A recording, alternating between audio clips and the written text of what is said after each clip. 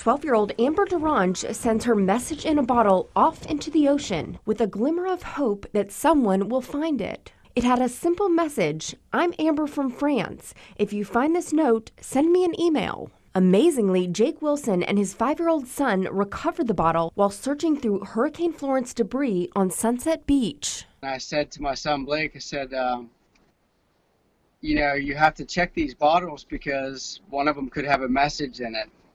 And I honestly only walked about 10 feet, and it was like 5 seconds after I said that, the bottle was laying right there on the beach.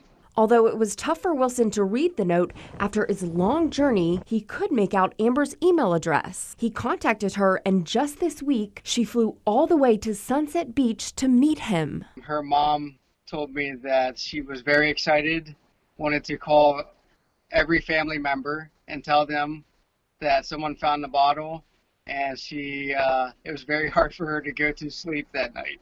While Hurricane Florence devastated our state, it brought together two families that wouldn't have met otherwise. We've been having a great time. It's just amazing that people will make a journey, all the way across the Atlantic, and, something simple as this bottle, can bring people together. And get this, Amber tossed the bottle on April 13th, Wilson's birthday.